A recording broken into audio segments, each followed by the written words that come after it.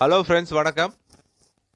வேலை பறிபோனால் இபிஎஃப் கணக்கிலிருந்து பணம் எடுப்பது விதிகள் மற்றும் முக்கிய தகவல்கள் என்ன அப்படிங்கிறத இந்த வீடியோவில் நம்ம பார்க்கலாம். அதுக்கு முன்னாடி நம்ம சேனலை இது வரைக்கும் சப்ஸ்கிரைப் பண்ணலன்னா சப்ஸ்கிரைப் பண்ணி வச்சுக்கோங்க. அப்படியே பக்கத்தில் உள்ள பெல் பட்டனை மறக்காமல் ப்ரெஸ் பண்ணிக்கோங்க. வேலை பறிபோனால் இபிஎஃப் கணக்கிலிருந்து பணம் எடுப்பது தொடர்பாக இபிஎஃப்ஓ சில நெகிழ்வான விதிகளை வகுத்துள்ளது. தனியார் துறையில் பணிபுரியும் ஊழியர்கள் மாதந்தோறும் தங்கள் சம்பளத்தில் ஒரு பகுதியை இபிஎஃப் கணக்கில் செலுத்துகிறார்கள். அதே அளவு தொகையை நிறுவனமும் பங்களிக்கிறது. இந்த தொகை பொதுவாக ஓய்வுகால நிதி பாதுகாப்புக்காக இருந்தாலும் சில குறிப்பிட்ட சூழ்நிலைகளில் ஓய்வுக்கு முன்பே பணத்தை எடுக்க அனுமதி வழங்கப்படுகிறது. ஒரு ஊழியர் வேலை இழந்து ஒரு மாதம் தேவையில்லாமல் இருந்தால் தனது பிஎஃப் இருப்பில் இருந்து 75% வரை முன்பணமாக பெற முடியும். தொடர்ந்து 2 மாதங்கள் வேலை இல்லாமல் இருந்தால் மீதமுள்ள 25%ஐயும் எடுக்க கணக்கை முழுமையாக மூடலாம். மேலும் ஒருவர் வெளிநாட்டில் நிரந்தரமாக குடியேற முடிவு செய்தால் 58 வயதிற்கு முன்பே இபிஎஃப் கணக்கில் உள்ள முழு தொகையவும் எடுக்க உரிமை உண்டு.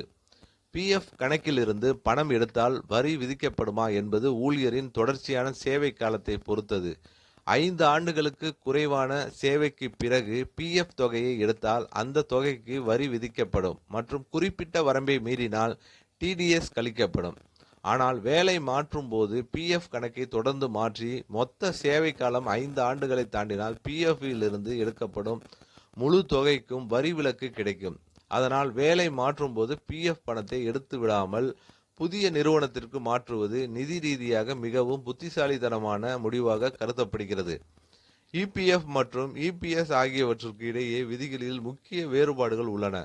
ஊழியர் செலுத்தும் முழு தொகையும் இபிஎஃப் கணக்கிற்கு செலுத்தும் போது நிறுவன பங்களிப்பில் ஒரு பகுதி இபிஎஸ் எனப்படும் ஓய்வூதிய கணக்கிற்கு செல்கிறது. இபிஎஸ்க்கு தொடர்ந்து 10 ஆண்டுகள் பங்களித்துள்ள ஊழியர்கள் ஓய்வூதிய தொகையை ஒரே தவணையாக எடுக்க முடியாது. அவர்கள் 58 வயதிற்கு பிறகு மாதாந்திர ஓய்வூதியமாக மட்டுமே பெற முடியும். அதே நேரத்தில் 10 ஆண்டுகளுக்கு குறைவான சேவை கொண்டவர்கள் வேலையை விட்டு விலகினால் இபிஎஸ் கணக்கில் செலுத்தப்பட்ட தொகையை ஒரே தொகையாக பெற்றுக்கொள்ளலாம்.